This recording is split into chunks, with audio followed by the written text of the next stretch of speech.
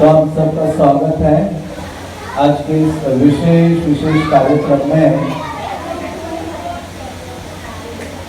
जिसमें हम भगवान की जो महिमा है उसका वर्णन करने का प्रयास करेंगे और आप सबसे निवेदन करेंगे कि आप उसे गंभीरता पूर्वक श्रवण करने का प्रयास कीजिए,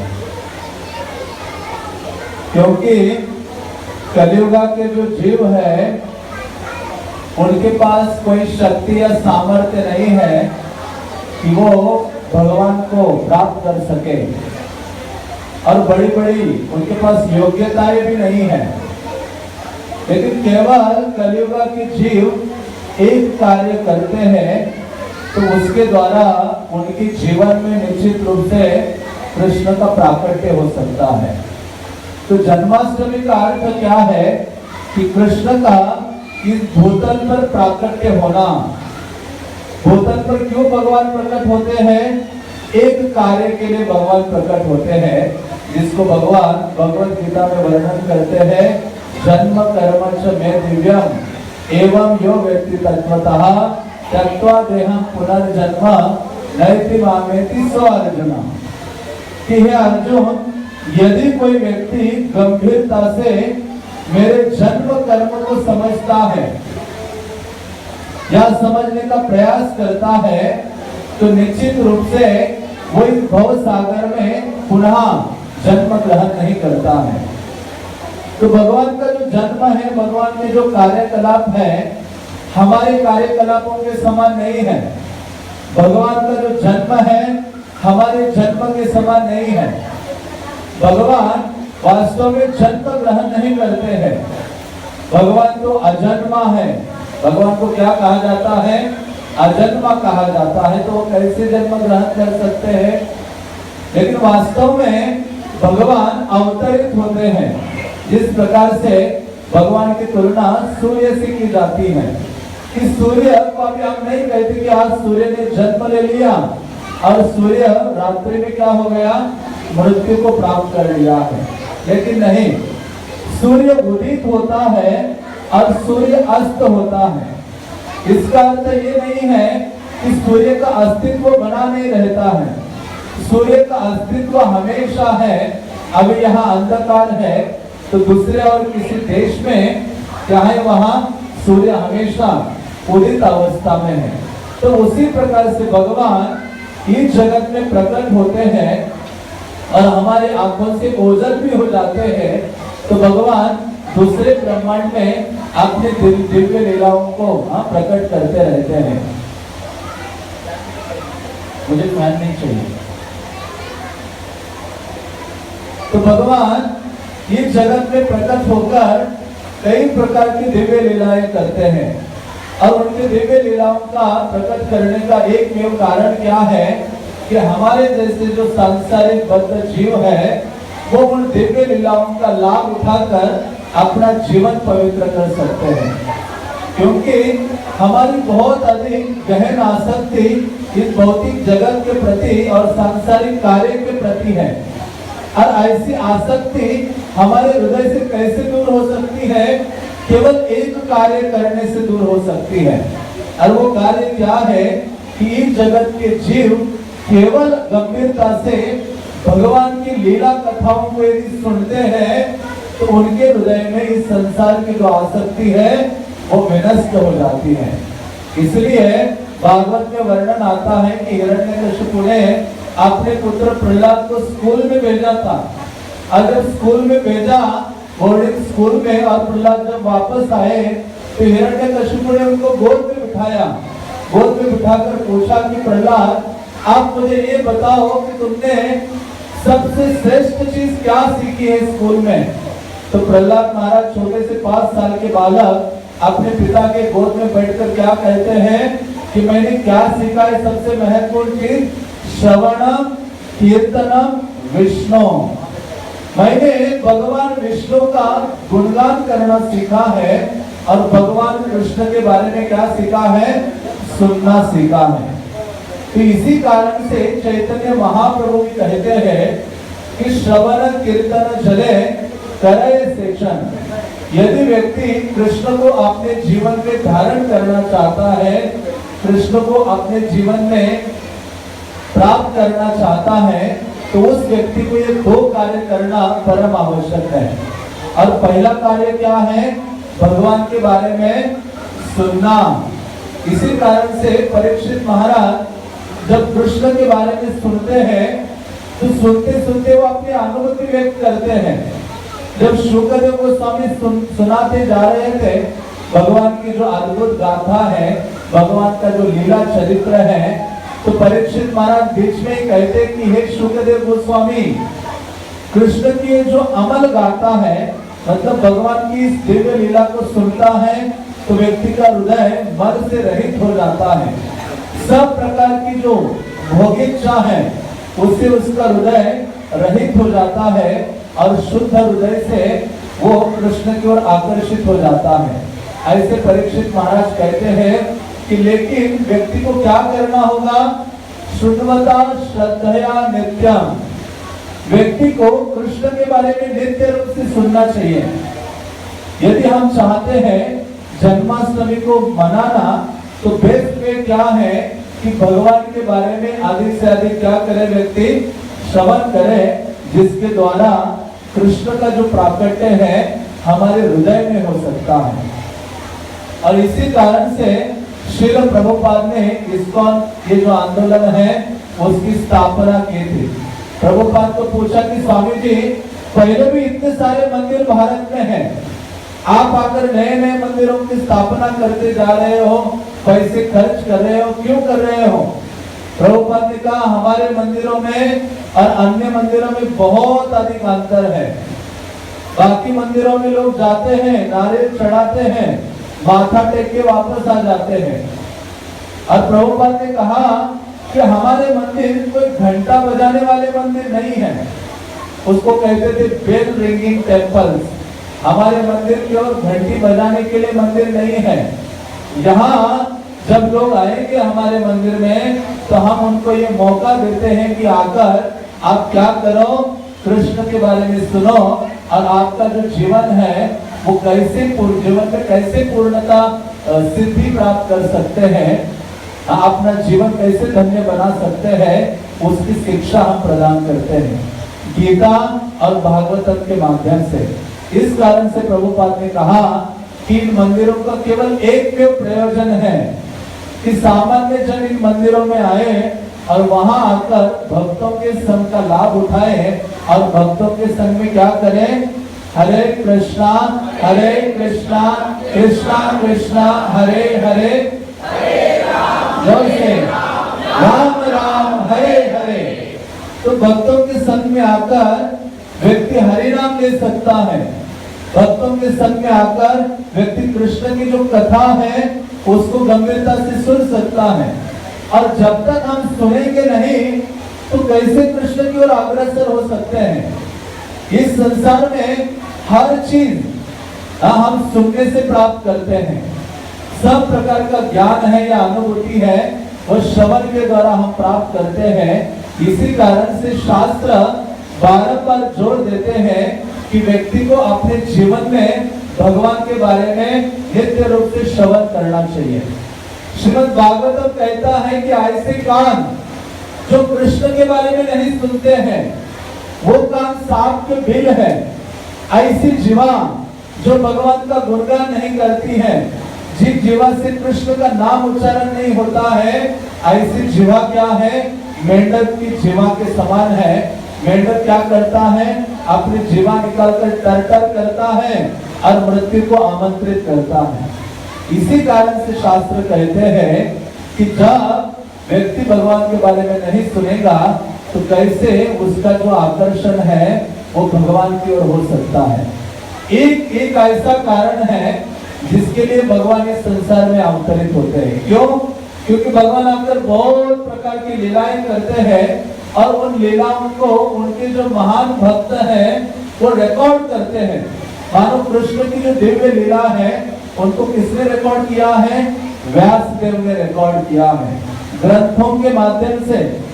और ऐसी रिकॉर्डिंग है कि वो करोड़ों करोड़ों सालों से लोग उन ग्रंथों का लाभ उठा रहे हैं और जिसमें वर्णित भगवान की जो कथा है, भगवान का जो दिव्य चरित्र है, उसको सुनते जा रहे हैं। इसी कारण से परीक्षित महाराज कहते हैं कि मैं कृष्ण के बारे में सुनना चाहता हूँ, क्योंकि कृष्ण ही एक ऐसे व्यक्ति है जिनसे प्रेम किया जा सकता है। इस संसार में कृष्ण के अलावा कोई स्थान, व्यक्ति आदि नहीं है जिनसे व्यक्ति प्रेम कर सकता है। प्रेम के तो एक विषय कौन है? कृष्ण है।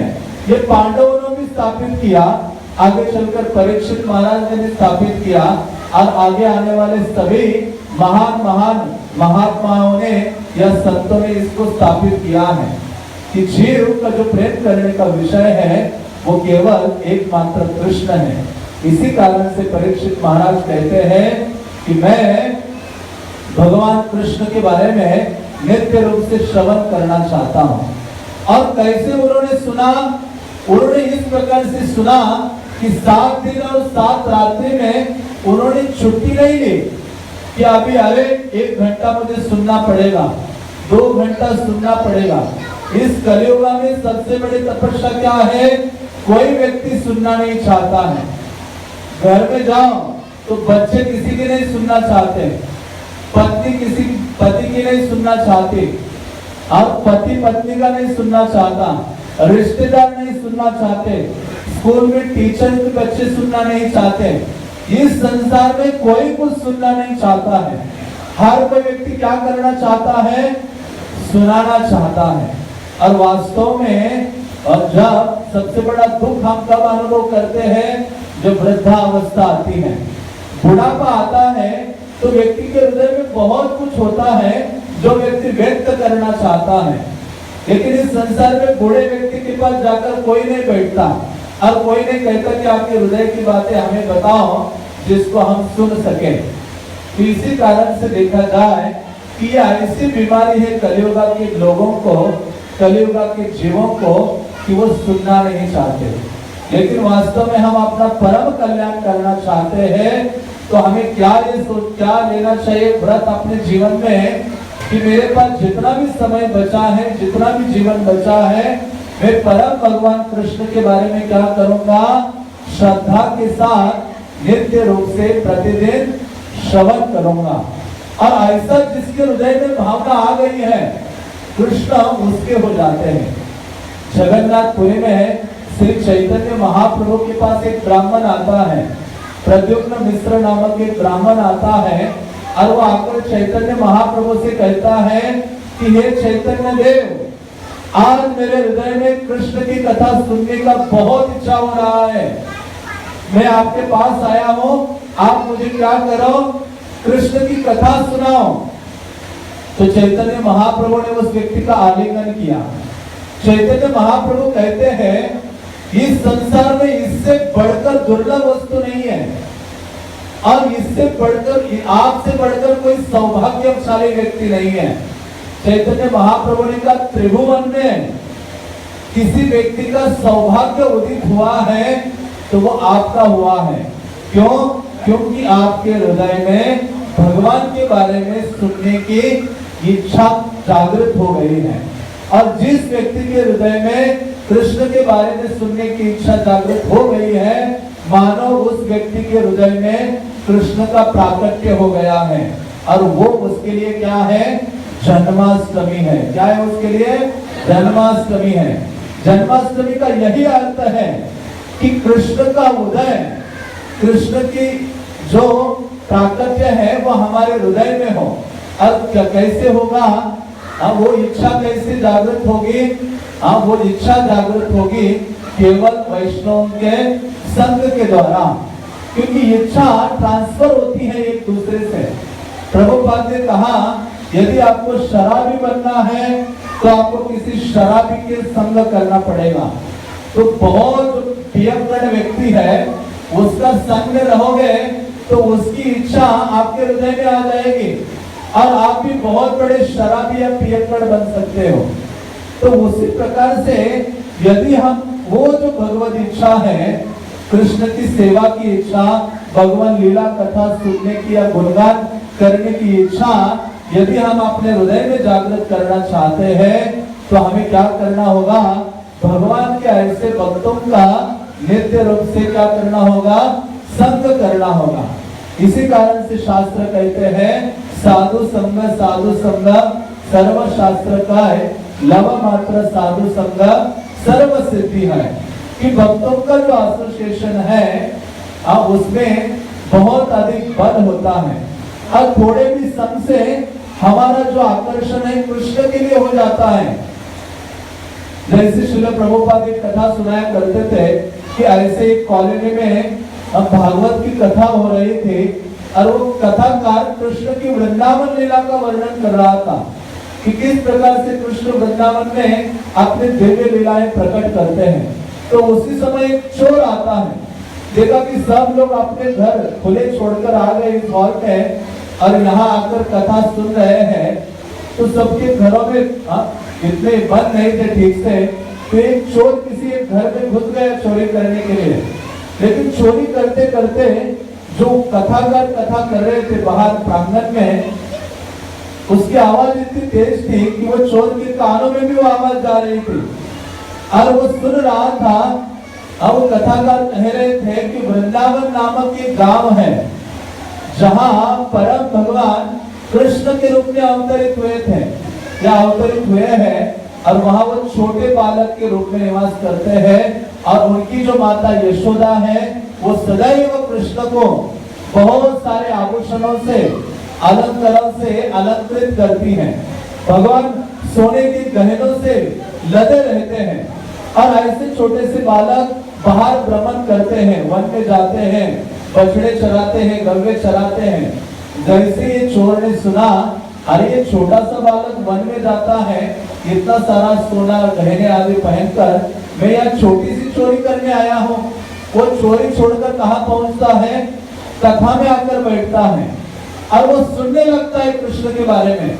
जैसे वो सुनने लगता है उसी क्षण उस समय वो बहुत भगवान पर मेडिटेट करने लगता है और जैसी कथा खत्म हो जाती है जाकर उस कथावाचक से मिलता है और बताता है मुझे वृंदावन के बारे में बताओ, वृंदावन क्या है, कैसे जाना है। तो उसने कहा वृंदावन तो बहुत नजदीक है, यहाँ से 2 घंटे की दूरी पर है और आप वहां जा सकते हो और कृष्ण को वहां साक्षात मिल सकते हो। तो ये व्यक्ति गया, इतनी उसके हृदय में लालसा आ गई थी सुनकर कि जाकर कृष्ण को मिलूंगा, लेकिन उसके हृदय में भावना क्या थी कि मैं वो अलंकार गहने आदि चुरा लूंगा। जैसे ये ब्रज में प्रवेश करता है, वृंदावन में जाता है, गया तो साक्षात उसने देखा कि कृष्ण एक छोटे से बालक के रूप में चल रहे थे। जाकर उनके पास कहता है कृष्ण, कृष्ण आवाज सुन के क्या हो गए, रुक गए। एक्चुअली जब हम कृष्ण का नाम लेते हैं तो सबसे ज्यादा ध्यानपूर्वक उसको कौन सुनता है, कृष्ण सुनते हैं।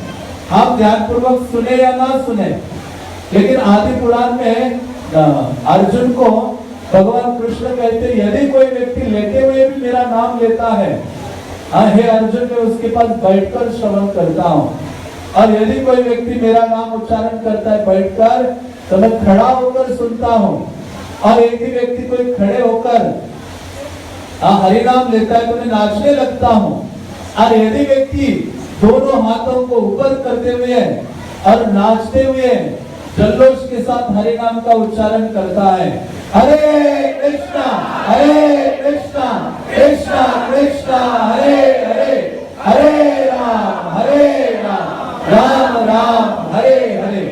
यदि कोई व्यक्ति नाचते हुए हाथों को ऊपर करते हुए हरि नाम लेता है तो कृष्ण कहते उस व्यक्ति का मैं आलिंगन करके उसे अपने धाम ले जाता हूँ। तो कहने का तात्पर्य है भगवान का नाम कोई साधारण वस्तु नहीं है। अभिन्नत्वात् नाम नामिनः, कृष्ण अपने नाम से अभिन्न है। तो ऐसे कृष्ण को जैसे वो चोर ने वहां जाकर पुकारा है कृष्ण, कृष्ण बिल्कुल स्तब्ध हो गए।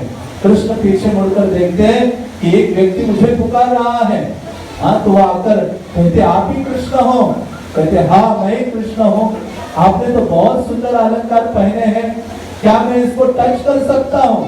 इसके हृदय में भावना क्या थी, मुझे उसको चुराना है, लेना है, उस अलंकारों को अपना बनाना है। लेकिन कृष्ण कहते हैं कि देखो मेरी माता जो यशोदा है वो मुझसे बहुत अधिक प्रेम करती है और उसके दिव्य प्रेम के कारण वो मुझे इतना सुंदर रूप से मेरा श्रृंगार करती है और ये सारे अलंकार आभूषण मुझे धारण कराती है। इस प्रकार से वो कहते हैं और मेरी माता चाहती है कि मैं एक भी आभूषण गवाऊं ना, गुम नहीं होना चाहिए, वापस जाओ तो वैसे पहुंचो मेरी माँ के पास। तो कहते आपको तो आप ही नहीं हाथ लगाने दे सकता। तो कृष्ण के सामने वो आ गए, बात कर रहे थे, भगवान के सौंदर्य को देखते देखते उनका हृदय क्या हो गया, शुद्ध हो गया, इतना शुद्ध हो गया कि अभी उनको कोई आभूषण नहीं चाहिए, अभी उनको कोई और चीज की कामना नहीं थी। अभी वो कहते मैं वृंदावन और कृष्ण को छोड़कर यहाँ से जाऊंगा नहीं। तो इस प्रकार से एक चोर उचक का भी जब किसी भावना से भगवान के बारे में सुनता है तो उसके अंदर भी ये भावना का उदय होता है कि कृष्ण मुझे चाहिए अपने जीवन में, और कृष्ण का प्राकट्य उसके जीवन में हो जाता है। इसी कारण से जन्माष्टमी उत्सव है। उत्सव क्यों मनाए जाते हैं? उत्सव मनाने का केवल एक कारण है कि उत्सवों के द्वारा हमारा जो संबंध है कृष्ण के साथ बहुत गहरा हो जाता है। वैदिक सभ्यता में जितने भी उत्सव थे, और वैसे देखो हम अपने जीवन में हमेशा सोचते हैं कुछ ना कुछ लाइफ में फेस्टिविटीज होनी चाहिए, कुछ ना कुछ फेस्टिवल होना चाहिए, उत्सव होना चाहिए। लाइफ बोरिंग हो रहा है, निरस हो रहा है, कुछ ना कुछ मनाते रहते लोग। तो उसी प्रकार से ये जो उत्सव वास्तव में आनंद का कारण है हमारे जीवन में। इसलिए वैदिक सभ्यता में बहुत सारे फेस्टिविटीज हुआ करते थे वैदिक कैलेंडर्स में, और वो सारे उत्सव किससे संबंधित होते थे? भगवान से संबंधित होते थे, और लोग बड़े आनंद के साथ उन उत्सवों को मनाते थे। हर उत्सव एक नया स्टेप होता था जिसके द्वारा उन लोगों का जो संबंध है कृष्ण के साथ कैसे हो जाता था, बहुत प्रगाढ़ हो जाता था, बहुत गहरा हो जाता था। इसलिए उत्सव में भाग लेना बहुत महत्वपूर्ण है। उत्सव में भागना ज्यादा महत्वपूर्ण नहीं है। उत्सव में भाग लेने से आप क्या होते हो, इस संसार से भागना शुरू करते हो, कृष्ण के संसार में प्रवेश करते हो। इसी कारण से वैदिक उत्सव थे, जैसे दीपावली है। दीपावली का नाम सुनते ही लोगों को दो ही चीजें याद आती हैं। क्या? एक तो पटाखे बजाना, और दूसरा क्या है कि बहुत खरीदी करना, परचेजिंग करना। दीपावली मीन्स यही है। दीपावली मीन्स व्यक्ति पहले सोचता है क्या क्या परचेजिंग करनी है। लेकिन दीपावली क्या था? दीपावली उत्सव वो था जब भगवान राम का आगमन अयोध्या में हुआ था। रावण को मारने के पश्चात सभी आ गए थे और भगवान के स्वागतार्थ सब अयोध्यावासी बाहर आ गए, और अयोध्यावासियों ने क्या कर दिया, सब जगह दीप लगाए, भगवान का स्वागत किया दीप लगाकर, और जिसको देखकर भगवान राम बहुत प्रसन्न हो जाते हैं। तो कहने का तात्पर्य है अयोध्यावासी कृष्ण का, राम का स्वागत करते हैं, उनको आनंद प्रदान करना चाहते हैं, और वो उत्सव मनाते दीपावली। दीप का अर्थ है दीप, और बलि का अर्थ होता है एक लाइन। इस सारे दीपों में एक सुंदर लाइन में उन्होंने लगाया कृष्ण को, राम को आनंद प्रदान करने के लिए, इसलिए दीपावली मनाया गया। तो उसी प्रकार से वैदिक सभ्यता में जितने भी उत्सव थे वो सारे उत्सव क्या थे? कृष्ण से संबंधित थे, भगवान से संबंधित थे, और लोग उन उत्सव में बहुत उत्साह से भाग लेते थे, और जिसके द्वारा उनका संबंध हर फेस्टिवल में कृष्ण के साथ गहरा होता था, और हर उत्सव में वो कृष्ण के करीब और करीब और करीब पहुंचते थे। इसी कारण से उत्सव है, और उसी प्रकार से ये जन्माष्टमी उत्सव भी है जो हमें बहुत उत्साह के साथ मनाना चाहिए। तेरे पास है, उत्साह के साथ मनाना चाहिए। इसलिए श्रील प्रभुपाद ने ये आयोजन किया है कि ये जन्माष्टमी उत्सव हम सबको प्रदान किया है। जन्माष्टमी का अर्थ है कि जिसमें हमें ये अपॉर्चुनिटी भगवान प्रदान करते हैं कि जिस दिन हम कृष्ण की सेवा कर सके, और ऐसे उत्सवों में भाग लेने से कृष्ण सेवा करने का उत्साह हमारा द्विगुणित हो जाता है और अधिक बढ़ता है।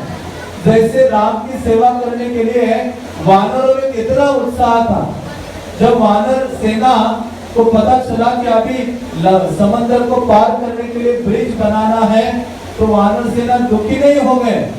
वानरों को पता चला ब्रिज बनाना है, तो उनका उत्साह और द्विगुणित हो गया राम की सेवा के लिए। तो उसी प्रकार से जब हमें ये मौका मिलता है, अपॉर्चुनिटी मिलती है कृष्ण की सेवा करने का, जन्माष्टमी जैसा उत्सव मनाने का, भक्तों की संगति में आने का, तो हमें क्या करना चाहिए? बहुत अधिक आनंदित होना चाहिए और हमें तत्पर होना चाहिए अपना डबल प्रयास लगाकर कृष्ण की सेवा करने का। और जब कृष्ण देखते हैं कि ऐसे उत्सवों में आप थोड़ी सी भी सेवा करते हो, तो कृष्ण का जो अटेंशन है उसको आप आकर्षित करते हो। अब जैसे आप सबने सुना है, इतना बड़ा ब्रिज बनाया जा रहा था, सब लोग उत्साह से भाग ले रहे थे। वानर सेना बड़े बड़े पत्थर पहाड़ लाकर डाल रहे थे, लेकिन वहां छोटी सी एक कोने में गिलहरी बैठे थे, वो ऐसी देख रही थी, अरे सब लोग सेवा कर रहे हैं जन्माष्टमी में। गिलहरी सोचती मैं कुछ नहीं कर रही हूँ, राम के लिए मैं कुछ नहीं कर रही हूँ। तो उसको एक आइडिया आ गया, उन्होंने कहा मैं भी पीछे नहीं रहूंगी, मुझे भी कुछ ना कुछ कृष्ण की सेवा करनी है। क्योंकि भगवान की सेवा का जो फल क्या है, त्रायते महतो भया। यदि व्यक्ति थोड़ी सी भी जाने अनजाने में कृष्ण की सेवा करता है, भगवान कहते हैं उसके जीवन में जो बहुत बड़ा भय आने वाला है, डेंजर आने वाला है, उससे उसकी मैं रक्षा करता हूँ। इसलिए भक्त क्या होता है, वो सदैव तत्पर रहता है कृष्ण की सेवा करने के लिए। और वास्तव में भक्त की पहचान क्या है? जिसके पास कृष्ण की सेवा करने, कृष्ण के लिए करने के लिए कुछ ना कुछ हो उसके पास, उसको भक्त कहते हैं। जो कृष्ण की सेवा रूपी नशा में बिल्कुल मग्न है, वो वास्तव में डिवोटी है। जैसे प्रभुपाद लंदन पहुंचे थे, तो प्रभुपाद को जॉर्ज हैरिसन ने पूछा, स्वामी जी आदर्श गुरु कौन है, प्रामाणिक गुरु किसको कहेंगे? प्रभुपाद ने कहा जो कृष्ण की सेवा के लिए मैड है, वो कौन है? एक ऑथराइज्ड स्पिरिचुअल मास्टर है, एक अधिकृत गुरु है जो कृष्ण की सेवा के लिए पागल है। तो उसी प्रकार से भक्त की पहचान क्या है कि उसके पास भगवान की सेवा कुछ ना कुछ होती है जो वो करता है, क्योंकि भगवान के प्रति प्रेम की भावना है। उसका प्रदर्शन क्या है? उनके लिए कुछ सेवा करना। तो इसी कारण से वो गिलहरी भी बहुत थोड़ा सा सेवा करती है, अपने बालों में मिट्टी के कण लेकर दौड़ के जाती है, उस ब्रिज के ऊपर डालती है और ऐसे बारंबार करती है। तो जब भगवान राम को बाहर ले गए कि चलिए आपको ब्रिज का कंस्ट्रक्शन कैसे हो रहा है दिखाते हैं, तो भगवान राम पे सब और नजर डाल रहे थे और उनकी नजर किसके ऊपर गई? उस गिलहरी के ऊपर गए। देखा इतना उत्साह उसने, कितनी छोटी सी है लेकिन उत्साह हनुमान से ज्यादा है। वो हनुमान दूर दूर तक जप लगा के जाते हैं, पहाड़ पत्थर लाते हैं, उनसे भी ज्यादा उत्साह भगवान राम ने देखा मेरी सेवा के लिए इसमें है, तो बहुत आनंदित होते हैं। और भगवान राम क्या करते हैं? उसको अपने हथेली को उठाते हैं, मानो भगवान के सेवा में आप नियुक्त होते हो तो कृष्ण अपने सर में उस भक्त को बिठाते हैं। सर में बिठाने का अर्थ क्या है? उसका इतनी महिमा बढ़ाते हैं, भगवान से भी ज्यादा महिमा मंडित होता है। जैसे श्रील प्रभुपाद है, अकेले व्यक्ति अमेरिका चले गए, अब कृष्ण की सेवा करने का उन्होंने बिल्कुल दृढ़ निश्चय के साथ और भगवान की ऐसी सेवा की कि कृष्ण ने उनको ऊपर उठा लिया। जैसे गिलहरी को अपने हाथ में उठाया भगवान राम ने, उसी प्रकार से श्रील प्रभुपाद को भी क्या किया, भगवान ने इतना ऊपर उठाया कि एबे यार कुशोक त्रिभुवने, उसका अर्थ है कि प्रभुपाद का जो महिमा है पूरे संसार में फैल गया, क्योंकि उन्होंने कृष्ण की महिमा को फैलाया। और इस प्रकार से भगवान अपने भक्तों को क्या करते हैं, बहुत महिमा मंडित करते हैं और अपने इसे भी बढ़कर बनाते हैं। तो इसी कारण से भगवान का केवल प्राकट्य का उद्देश्य है कि भगवान आते हैं अपने भक्तों को आनंद प्रदान करने के लिए और अपने दिव्य लीलाओं को प्रकट करने के लिए, ताकि उन दिव्य लीलाओं के माध्यम से जो जीव है कृष्ण की उन कथाओं को सुनेगा और उन कथाओं को सुनकर क्या होगा, लाभान्वित होकर वो भगवान की जो अनुकंपा है या भगवान के प्रति जो प्रेम की भावना है उसको अपने हृदय में जागृत करेगा। इसलिए चैतन्य महाप्रभु ने कहा, नित्य सिद्ध कृष्ण प्रेम साध्य कबुना है, श्रवणादि शुद्ध चित्ते करय उदय। अभी हम सोचते मेरे अंदर भगवान की सेवा करने की भावना नहीं है, लेकिन वास्तव में सभी जीवों के हृदय में सेवा करने की भावना है। लेकिन क्या करना है, जैसे आग होती है तो कई बार वो जलती नहीं, धुआं निकलता है, लेकिन जब आप फूंक मारते हो तो बहुत तेज आग प्रकट हो जाती है। तो उसी प्रकार से हमारे हृदय में सेवा करने की बहुत बड़ी गहरी भावना है, लेकिन वो फूंक की चीज की मारनी है, केवल श्रवण और कीर्तन की।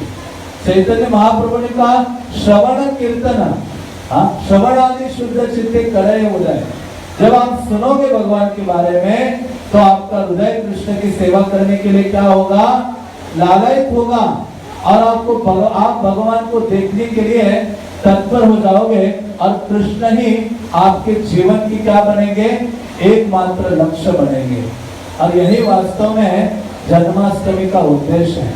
इसलिए कृष्ण लीला में वर्णन आता है, एक साधारण सी महिला थी, एक साधारण सी स्त्री थी जो मथुरा में निवास करते थे।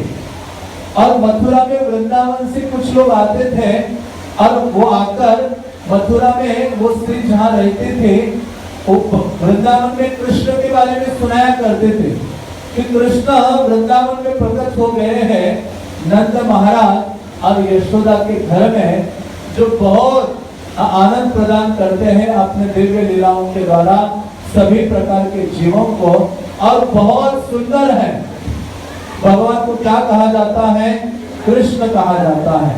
कृष्ण का अर्थ क्या है, कर्षति इति कृष्ण, मतलब सभी जीवों को अपनी ओर आकर्षित करने का वो सामर्थ्य रखते हैं, आकृष्ट करते हैं, उनको कृष्ण कहा जाता है। और हर व्यक्ति आकृष्ट हो जाता है, साधारण जीव भी आकृष्ट हो जाते हैं। जैसे वृंदावन में जो गायें हैं वो कृष्ण से इतनी आकृष्ट थी, और वहां के जो पेड़ पौधे हैं, कृष्ण जब ब्रज में चला करते थे तो सारे पेड़ झुक जाते थे और मानो कृष्ण से निवेदन कर रहे हैं, हे कृष्ण आप इस फल को ले लीजिए। और कोई पौधा है पुष्प का और कृष्ण गुजर रहे हैं तो पौधा अचानक बड़ा होकर वो पुष्प को सामने लेकर कहते हैं कि कृष्ण आप इस पुष्प को स्वीकार कीजिए। तो इस प्रकार से भगवान की सेवा करने के लिए वृंदावन में सभी तत्पर होते थे। वहां के वृक्ष हैं, गव्य है, सब प्रकार के पशु पक्षी आदि है, वो भगवान की सेवा करने के लिए तत्पर रहते थे। इसी कारण से वृंदावन को 3 शब्दों में व्यक्त किया है, और वो 3 शब्द क्या है जिसके कारण कृष्ण को वृंदावन बहुत लुभाता है, कृष्ण को बहुत आकृष्ट करता है। इसलिए शुकदेव गोस्वामी ब्रज का वर्णन करते हैं श्रीमद् भागवतम में, तो शुकदेव गोस्वामी कहते हैं वृंदावनम सर्वकालम सुखावहम। तो आप मेरे पीछे दोहराइए 3 शब्द, बोलिए जोर से, वृंदावनम। आपकी आवाज नहीं आ रही है, आप जोर से। आप कृष्ण का प्राकट्य होने वाला है और आप ऐसे बैठे हो मानो आपको यहाँ जेल में डाला हुआ है। अब भगवान तो जेल में प्रकट हो गए थे, यहाँ भी प्रकट हो गए, और भगवान प्रकट रहते हैं जहाँ उनकी कथा होती है। यत्र गायन्ति मद्भक्ताः तत्र तिष्ठामि नारद। तो लेकिन इंटेंसिटी कि कितना आपके अंदर जोश और उत्साह है भगवान को पुकारने का। जैसे द्रौपदी के जीवन में कष्ट आया तो भगवान रुक्मिणी के साथ द्वारका में बैठकर भोजन खा रहे थे और भगवान जैसे वो थोड़ा सा उन्होंने पुकारा कृष्णा यादवा, तो भगवान कहते ना अभी थोड़ा सा टाइम है, वो तो बड़ी ढीली ढाली पुकार रहे हैं। हाँ, फिर जब देखा द्रौपदी ने अपने दोनों हाथ ऊपर किए, असहाय अवस्था में इतनी ऊंची वाणी में कृष्ण को पुकारा, हे कृष्ण, हे यदुपते, हे द्वारकाधीश, आप ही एकमात्र मेरे रक्षक हैं। तो कृष्ण ने वो सब कुछ छोड़ दिया और कृष्ण दौड़कर निकल पड़े। तो ये रुक्मिणी कहती है कृष्ण आप इतने तेजी से क्यों जा रहे द्रौपदी की ओर?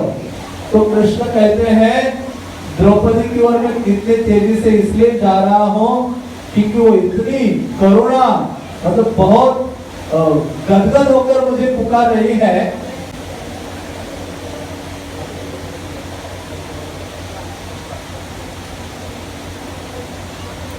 हरे कृष्णा। हमारे बीच में श्रीमान आनंद साहू जी हैं,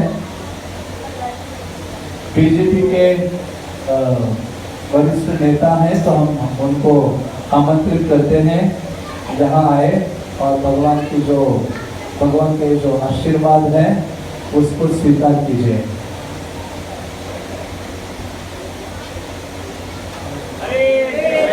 हरे कृष्णा कृष्णा कृष्णा हरे हरे, हरे राम राम राम हरे हरे। हरे कृष्णा। बहुत बहुत बधाई आप सबको मेरी ओर से, बहुत बहुत शुभकामनाएं। भगवान श्री कृष्ण जन्मोत्सव ये बड़े सौभाग्य की बात है। वास्तव में मेरी फ्लाइट 9 बजे है और मैं यहाँ बैठा हूँ, भगवान की कृपा से मुझे लगता है फ्लाइट डिले हो जाएगी तो मिल जाएगी। बहुत बहुत आप सबको बधाई। इतना ही कहूँगा कि आने वाला समय में और अधिक उत्साह के साथ हम सब मिलके भगवान कृष्ण जन्मोत्सव मनाएंगे। और आप सबको इतना कहूँगा कि जितना भगवान को आप जानेंगे उससे ज़्यादा भगवान आपको जानते हैं। इसीलिए जितना ज्यादा नजदीक जाएंगे उतना आनंद आएगा। और रोज एक बार भगवान कृष्ण का जो रूप है सूर्य का, उनको जरूर ध्यान दीजिएगा, क्योंकि उनकी किरणें जो है ना करोड़ों अरबों असंख्य शक्ति के साथ आपको रोज मिलते हैं। आप उनको आभास करिए, आपको सारा मार्ग सीधे भगवान के चरणों तक ले जाएंगे। बहुत बहुत बधाई, प्रणाम। हरे कृष्ण।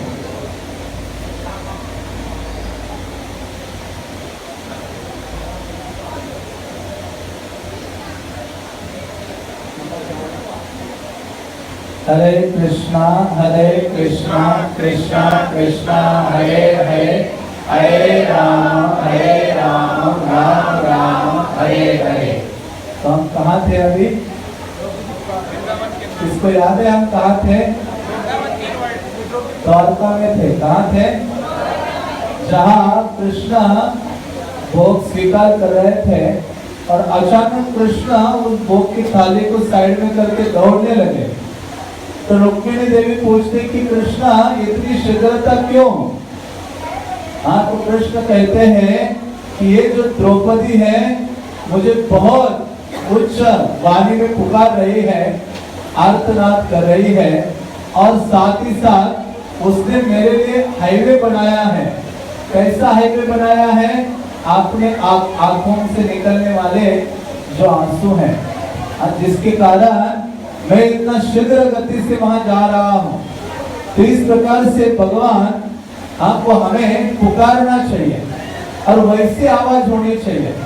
हाँ, ये जो 3 शब्द मैं आपसे कहलाऊंगा तो मेरे पीछे कुछ आवाज में बोली है, वृंदावनम। तो आप देखिए जब वृंदावन बोलते हैं वो कृष्ण कहने के समान है। पुराणों में वर्णन आता है वृंदावन का नाम लेना भी इतना महत्वपूर्ण है। जितना कृष्ण का नाम आप लेते हो उतनी ही समानता है। और केवल ये विचार भी करोगे मुझे वृंदावन जाना है, तो आपके असंख्य पाप जो है वो खत्म हो जाते हैं। तो आप बोलिए वृंदावनम सर्वकालम सुखावहम।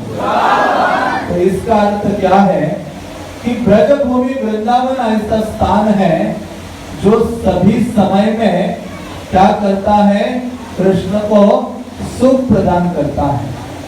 कृष्ण को ही नहीं, कृष्ण के भक्तों को भी, केवल द्वापर युग में भी नहीं, आज भी आप वृंदावन जाते हो तो निश्चित रूप से दिल्ली से ज्यादा सुख अनुभव करते हो कि नहीं करते हो?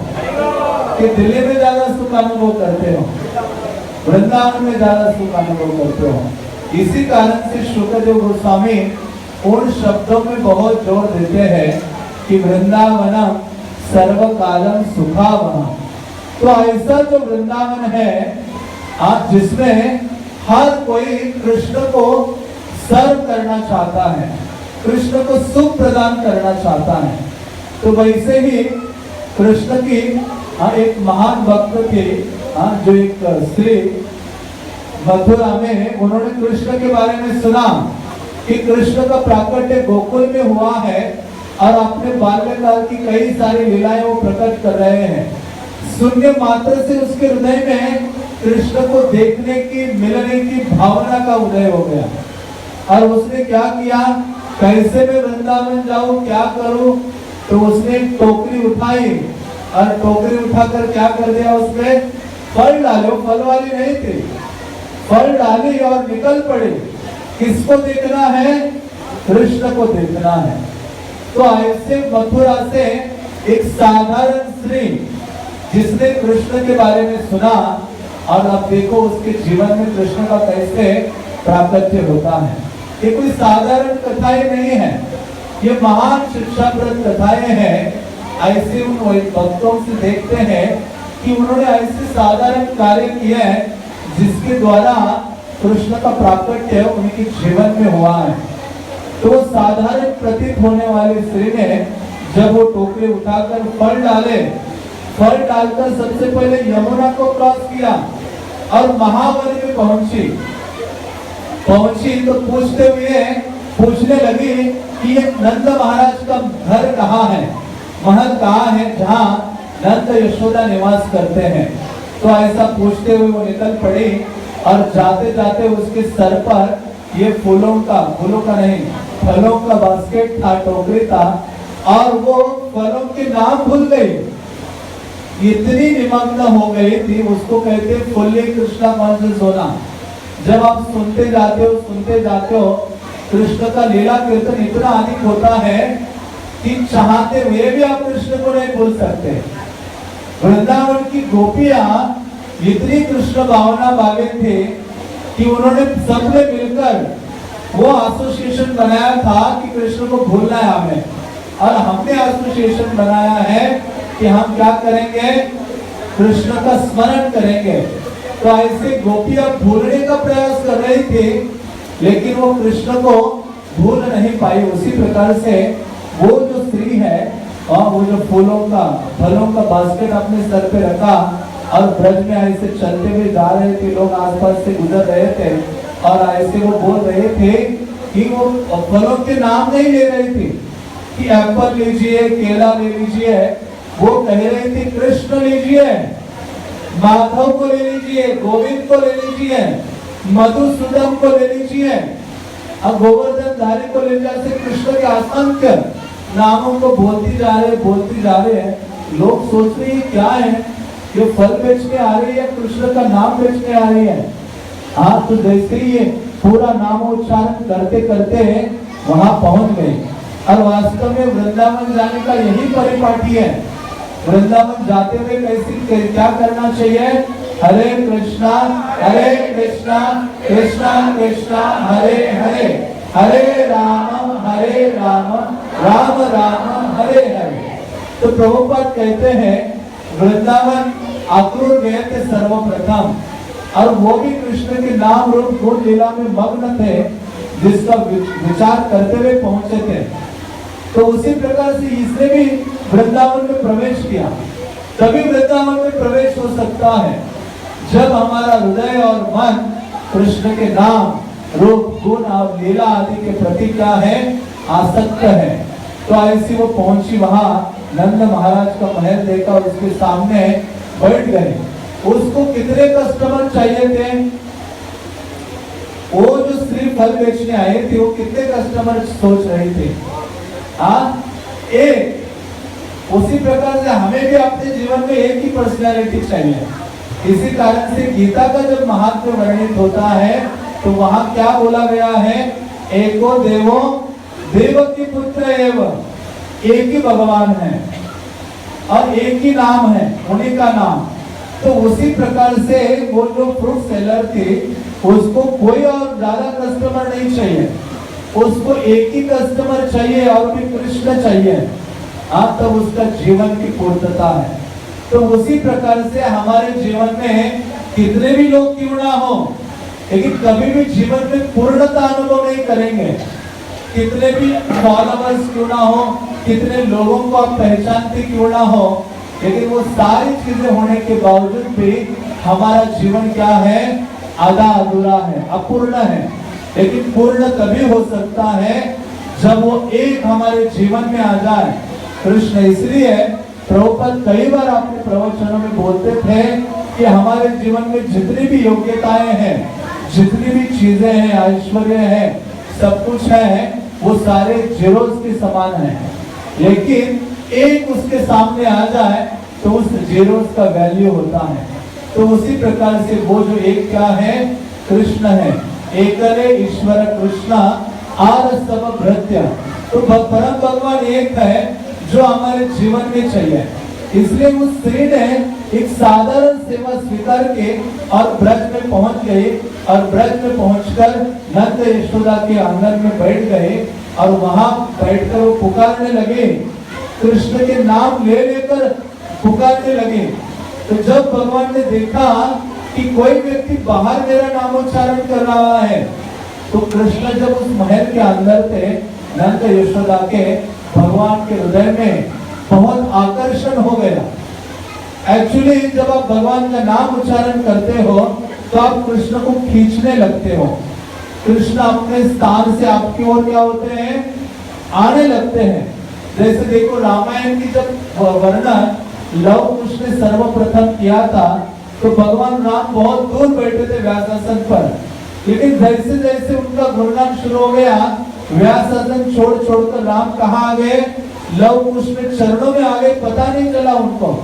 तो उसी प्रकार से जब ये फल बेचने वाली जो स्त्री वहां नंद यशोदा के आंगन में बैठी थी, हरि नाम ले रहे थे, कृष्ण को उन्होंने मानो खींच लिया। कृष्ण बाहर आ गए तो कैसे उनको पता था कि कोई फल बेचने वाली बाहर आई है। तो भगवान ने क्या किया? अपने हाथों में, उस समय तो कोई करेंसी नहीं थी, लेकिन कुछ दे दो धान्य, उसके बदले में आप कुछ फल स्वीकार कर सकते हो। तो भगवान ने अपने हाथ में थोड़े से ग्रेन्स, जो भी धान्य है, गेहूं या चावल आदि लिए और इतने छोटे से बालक थे, अभी अभी उन्होंने चलना सीखा था। कृष्ण ऐसे चलने लगे, उनके मुट्ठी में कितने आ जाएंगे? कुछ कण आ गए, कुछ थोड़े से धान्य आ गए, जिसको लेकर कृष्ण चलने लगे। तो शास्त्र कहते कि वो जो ग्रेन्स उनके हाथ में थे, चावल आदि, वो भी नीचे गिरने लगे। उन्होंने कहा कृष्ण हमें अपने घर से बाहर निकाल रहे हैं। कहता है हमें बाहर नहीं जाना है कृष्ण के घर के। जब हम बाहर जाएंगे तो कृष्ण की लीलाओं को कैसे देख पाएंगे? तो वो धान्य भी बाहर जाने के लिए तैयार नहीं थे। तो कुछ धान्य जो भी राइस या ग्रेन्स गए कृष्ण के साथ, और सामने देखा कृष्ण ने सामने देखकर जाकर देखा कि अरे ये स्त्री वहां एकांत में बैठी और वो मेरा नाम उच्चारण कर रही है। और कृष्ण उनके पास जाकर कहते हैं कि मुझे क्या करो? फल चाहिए मुझे। मेरे पास आपको देने के लिए कुछ नहीं है, फल चाहिए मुझे आपके। तो उन्होंने कहा कि आप मुझे क्या दे सकते हो फलों के बदले में? कृष्ण ने कहा मेरे पास ये ग्रेन्स हैं, लेकिन कृष्ण वो स्त्री कहती है मैं आपको सारे फल दे सकती हूँ, लेकिन आपको केवल एक कार्य करना पड़ेगा। तो बाल कृष्ण कहते हैं कि क्या करना पड़ेगा? वो कहते हैं कि मेरे गोद में बैठकर आपको मुझे अब माँ कहते हुए पुकारना पड़ेगा कि मुझे एक बार क्या बोलो? माँ बोलो, मदर कहो मुझे। तो कृष्ण कहते नहीं नहीं, मैं अपनी माता यशोदा के अलावा किसी को माँ नहीं कहता हूँ। वास्तव में माता यशोदा का स्थान सर्वोपरि है। कृष्ण के प्राकट्य के कई वर्णन आते हैं, कई कारण आते हैं शास्त्रों में, लेकिन उसमें आचार्य ने एक प्रमुख कारण बोला है कि माता यशोदा को आनंद देने के लिए कृष्ण इस जगत में आए हैं। और आचार्यगण कहते हैं कि माता यशोदा की तुलना वो एक सरोवर से करते हैं, और वो कहते हैं माता यशोदा ऐसा सरोवर है कि उस सरोवर में एक नील कमल क्या उठा? खिल गया। और वो नील कमल कौन था? कृष्ण थे। ऐसी तुलना शास्त्र करते हैं। तो उसी प्रकार से माता यशोदा का स्थान इतना बड़ा है कि ये देवतागण भी कहते हैं कि माता यशोदा की चरण धूलि हमें प्राप्त हो जाए। ब्रह्मा कहते मुझे नंद यशोदा के आंगन में पत्थर बना दो। जब ये नंद यशोदा वहां से गुजरेंगे तो उनके चरण मेरे माथे पर पड़ेंगे। यशोदा माता का इतना बड़ा स्थान है, ऐसा स्थान है कि देवतागण आश्चर्यचकित हो जाते हैं कि जो सारे जगत को कंट्रोल करने वाले हैं उनको जस्ट अपने आंखों के इशारे से कंट्रोल कर देती है। कौन? माता यशोदा। माता यशोदा कृष्ण को कंट्रोल करती है। हाँ, तो ऐसे भगवान उनके वश में है। क्यों? क्योंकि भगवान की बहुत अधिक सेवा में वो तत्पर है। प्रभुपाद एक बार प्रवचन दे रहे थे। प्रवचन देते हुए श्रील प्रभुपाद ने अपने शिष्यों से पूछा कि आप बताओ माता यशोदा ही कृष्ण की मां क्यों है और कोई श्री कृष्ण की मां क्यों नहीं है?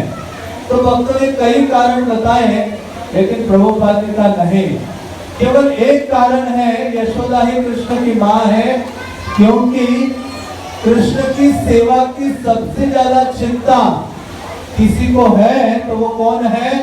यशोदा है। यही एक क्वालिफिकेशन है जो सदैव कृष्ण के नजदीक होती है, इसलिए हम उसको सदैव टेंशन रहता है, कृष्ण की सेवा की चिंता रहती है।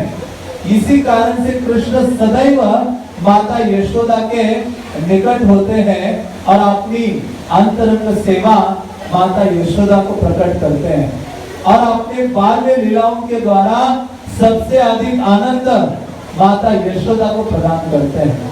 माता यशोदा का इतना बड़ा स्थान है, शास्त्र कहते हैं यशोदा उनका क्यों नाम है? क्योंकि वास्तव में कृष्ण के यश को किसने फैलाया है? तो वो कौन है? यशोदा है। यश को देने वाली मानो मदर का कितना बड़ा रोल होता है। अब कितना बड़ा रोल है कि वो बालक को यश दे सकती है। जैसे कृष्ण जब चोरी करते थे तो माता यशोदा उनको डंडे से मारने के लिए तत्पर होती है और उस समय कृष्ण को वो कहते अरे आपको अभी सुधर जाना चाहिए, क्योंकि आप आगे चलकर पुरुषोत्तम होने वाले हो। क्या होने वाले हो? आप पुरुषोत्तम में सर्वोत्तम, इसलिए वो जगन्नाथ के रूप में पुरुषोत्तम है। इतने पुरुषोत्तम में उत्तम होने वाले हो, अरे अपने दही दूध आदि की चोरी करने में लगे हो तो कैसे उत्तम कहलाओगे? आप तो पुरुषों में आदम हो जाओगे। इस प्रकार से माता यशोदा कृष्ण को मानो सिखाती है, कृष्ण को इस प्रकार से प्रताड़ित भी करती है और इसी कारण से आचार्यगण कहते हैं माता यशोदा वो मदर है जो कृष्ण को क्या करती है? यश प्रदान करती है। और वो उनका ये स्थान है क्योंकि वो कृष्ण की सेवा के सबसे अधिक क्या करती है? चिंता करती है। इसी कारण से कृष्ण ने कहा मैं मां नहीं कह सकता, कहते फिर आपको फल नहीं मिलेंगे। हाँ, तो वो कहती है कि कृष्ण भी सोचते हैं अरे नहीं, हाँ इतना उनका प्रेम और आकर्षण था उनके प्रति बहुत अधिक आकर्षण कृष्ण का था माता यशोदा के प्रति भी, और माता यशोदा का भी आकर्षण कृष्ण के प्रति था। तो हमारे बीच में माननीय दिल्ली के मुख्यमंत्री आए हैं, उनका हम धन्यवाद और स्वागत करते हैं कि इस जन्माष्टमी महोत्सव में वो आए हैं और कृष्ण की कृपा प्राप्त करने के लिए विराजमान हुए हैं। तो हम उनका स्वागत करेंगे अपने हाथों को ऊपर करते हुए और लाउडली चांट करेंगे, हरे कृष्णा कृष्णा कृष्णा हरे हरे, हरे राम राम राम हरे हरे। तो मैं कह रहा था कि भगवान को प्राप्त करने के लिए हरे कृष्णा, आप ऊपर करेंगे, आइए आसन रखिए।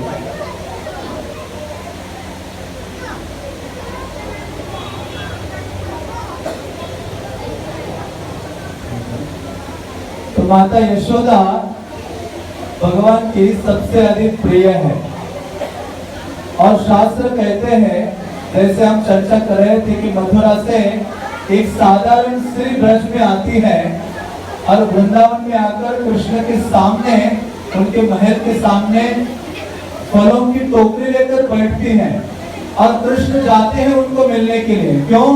क्योंकि वो अपने जीवन में कृष्ण को प्राप्त करना चाहती थी, कृष्ण को अपने जीवन में प्रकट कराना चाहती थी, और वो भी वास्तव में जन्माष्टमी मनाने का प्रयास कर रहे थे। तो भगवान ने देखा कि एक साधारण स्त्री उनके महल के समक्ष है और सदैव कृष्ण के नामों का उच्चारण कर रही है। तो कृष्ण अपने महल से बाहर आते हैं, छोटे से बालक, और दौड़ के उसके पास पहुंचते हैं फलों को लेने के लिए, और वो उस स्त्री को कहते हैं, आप मुझे थोड़े से फल दे दो। हाँ, तो वो स्त्री कहते हैं, मैं फल दूंगी, लेकिन एक बार क्या करना पड़ेगा हे कृष्णा, आपको मुझे माँ कहकर पुकारना पड़ेगा और मेरी गोद में थोड़े समय के लिए बैठना पड़ेगा। कृष्ण ने कहा, अरे मैं तो केवल यशोदा को ही अपनी माँ कहकर पुकारता हूँ। हाँ, तो लेकिन कृष्ण इतने उसकी सेवा और प्रेम से अभिभूत हो गए कि कृष्ण कुछ समय के लिए वहां उसकी गोद में बैठते हैं बहुत तेजी से, और बैठकर तुरंत उसे माँ कहकर पुकारते हैं, और वो स्त्री सभी प्रकार के फल कृष्ण को प्रदान करती हैं, और कृष्ण उस फलों को लेकर आते हैं वापस। तो उसके बाद क्या होता है, तो वो जो स्त्री है धन्य हो जाती है, बहुत आनंद से अभिभूत हो जाती है, और वो कहती है कि मेरा जो जीवन है वो धन्य हो गया है। वास्तव में मनुष्य जीवन की पूर्णता किसमें है? मनुष्य जीवन की पूर्णता है आपके जीवन में भगवान कितनी मात्रा में है, कितने नजदीक आप भगवान के निकट पहुंचे हो। इसलिए श्रीमद् भागवतम कहता है, लाइफ की सफलता क्या है? अंते नारायण स्मृति। श्रीमद् भागवतम में वर्णन आता है, पूरे भारतवर्ष के राजा परीक्षित का, जो पांडवों के बाद थे, और परीक्षित महाराज को जब शाप मिला कि आपकी मृत्यु 7 दिन में होने वाली है, तो परीक्षित महाराज ने हस्तिनापुर को छोड़कर गंगा के तट पर गए, और गंगा के तट पर जाकर वहां जितने भी ऋषि मुनि थे उनको केवल एक रिक्वेस्ट किया। क्या कहा उनको? कि मेरे पास सब प्रकार का ऐश्वर्य था, सब प्रकार की उपभोग करने के लिए सामग्री आदि थी, सब प्रकार की योग्यता में धारण करता हूँ, लेकिन अभी मेरे पास मृत्यु मेरे बहुत निकट है। कितना निकट है? 7 दिन है मेरे पास मृत्यु के लिए। तो ऐसे मरणासन्न व्यक्ति को क्या करना चाहिए? अरे वास्तव में राजा परीक्षित का ये क्वेश्चन नहीं था, वो क्वेश्चन पूछ रहे थे हम सब के लिए, क्योंकि हम भी इस जगत से वापस जाने वाले हैं, थोड़ा ही समय हमारे पास है, लेकिन हम वो समय कैसे बिताते हैं वो महत्वपूर्ण है। अपने जीवन में हम कृष्ण को धारण कर पाते हैं, कृष्ण को स्वीकार कर पाते हैं या नहीं कर पाते, वो महत्वपूर्ण है। तो ऐसे परीक्षित महाराज शुकदेव गोस्वामी नामक महान संत के चरणों में बैठे और उनको केवल एक रिक्वेस्ट की उन्होंने कहा कि मुझे भय नहीं है। किस चीज का भय नहीं है? मृत्यु का भय नहीं है। वास्तव में इस संसार में हर एक व्यक्ति को मृत्यु का भय है, क्योंकि भगवान भगवत गीता में कहते हैं जो व्यक्ति मेरे पास नहीं आता चलकर, हे अर्जुन मैं उसके पास जाता हूँ। अर्जुन पूछते कौन से रूप में जाते हो कृष्ण? भगवान कहते मृत्यु के रूप में जाता हूँ। मृत्यु सर्व हरण शाहम, मृत्यु के रूप में जाता हूँ और सब कुछ उसका हरण करता हूँ। तो ऐसे परीक्षित महाराज ने कहा कि मुझे जो उड़ने वाला सर्प मुझे काटने वाला है उससे भी मुझे भय नहीं है, लेकिन हे महान संत शुकदेव गोस्वामी आप क्या कीजिए, गायतः विष्णु गाथा, आप कृष्ण की गाथा को गान कीजिए, कृष्ण की महिमा को बोलते जाइए और मैं उसको सुनता रहूं। और जब मैं ऐसा सुनूंगा तो मेरा जो हृदय है, मेरा जो मन है वो कृष्ण की ओर आकृष्ट हो जाएगा। इसलिए कृष्ण का शब्द का अर्थ क्या है? कर्षति इति कृष्ण, वो मतलब जो आकृष्ट करें उनको कृष्ण कहा गया है। तो ऐसे परीक्षित महाराज ने कृष्ण के चरित्र को सुना और उन्होंने स्थापित किया कि जीवन की परम सिद्धि इसी में है कि जब मृत्यु के समय में व्यक्ति के मुख से क्या निकले, हरे कृष्णा कृष्णा कृष्णा हरे हरे, हरे राम राम राम हरे हरे। और वास्तव में जन्माष्टमी उसी लिए है। जन्माष्टमी का अर्थ यही है कि कृष्ण का हमारे जीवन में प्राकट्य होना। और कैसे प्राकट्य होगा जीवन में? इसलिए कैसे प्राकट्य होगा उसके लिए भगवान ने भगवत गीता प्रदान किया है। लेकिन हमारा दुर्भाग्य क्या है, इन ग्रंथों से हम बहुत दूर हैं, भगवत गीता से दूर हैं, भागवतम से दूर हैं, सारे वैदिक लिटरेचर से दूर हैं।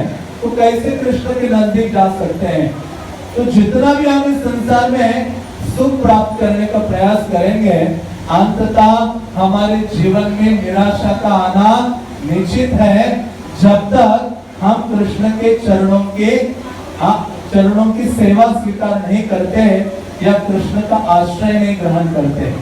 इसी कारण से भगवान प्रकट होते हैं और ये जन्माष्टमी बारंबार मनाते हैं।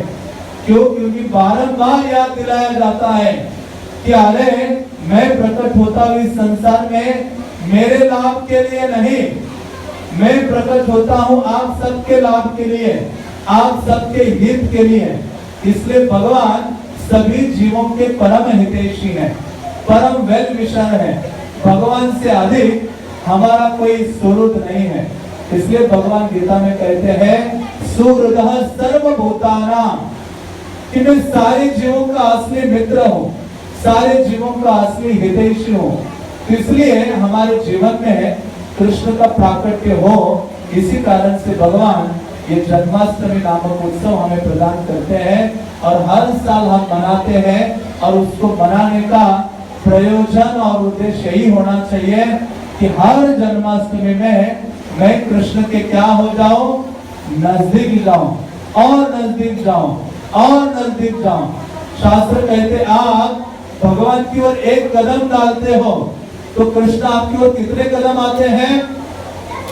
हजारों कदम आते हैं।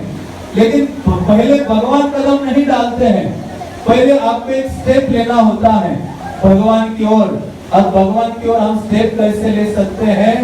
एक चीज करके भगवान की ओर स्टेप ले सकते हैं, प्रतिदिन हम भगवान के नामों का उच्चारण करें। इसलिए गीता में कई बार लोग कहते हैं कि भगवान के नामों का जप करने की क्यों आवश्यकता है?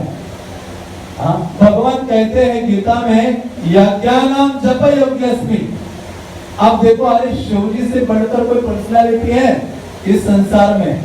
शिव जी माला लेकर प्रतिदिन जप करते हैं, ब्रह्मा जी जप करते हैं, सब बड़ी बड़ी पर्सनालिटी जप करती हैं। तो बहुत दिखाते हैं कि भगवान का जो नाम है उसको प्रतिदिन अपने जीवन में स्वीकार करने का अर्थ है कि हमें क्या करना? भगवान की ओर एक कदम डालना। जब हम एक कदम ऐसा कृष्ण की ओर डालते हैं तो कृष्ण हमारी ओर कई कदम आते हैं। तो ऐसे भगवान कृष्ण वृंदावन, हम मथुरा में उनका प्राकट्य होता है और वो प्रकट होते हैं अपने विशेष भक्तों के लिए, माता देवकी के लिए, और जो वसुदेव है उनके लिए साधारण जन में प्रकट होते हैं और उनको कृतार्थ करते हैं अपने कृपा के द्वारा। तो ऐसा ये जो उत्सव है बहुत ही नजदीक आ रहा है और भगवान हमें ये सुगम्य मौका प्रदान कर रहे हैं उनकी सेवा करने का। तो आप सबसे यही निवेदन है कि आने वाली जो जन्माष्टमी है उसका पूरा लाभ उठाइए और अपना जीवन धन्य बनाइए कृष्ण की अनमोल सेवा करके और कृष्ण के नामों का उच्चारण करके, कृष्ण की जो दिव्य लीला आदि है उसको श्रवण करके। हरे कृष्णा कृष्णा कृष्णा हरे हरे, हरे राम राम राम हरे हरे। तो आप सबसे मैं निवेदन करता हूँ कि आप कृष्ण को स्वीकार कीजिए इस जन्माष्टमी उत्सव के माध्यम से। हरे कृष्णा।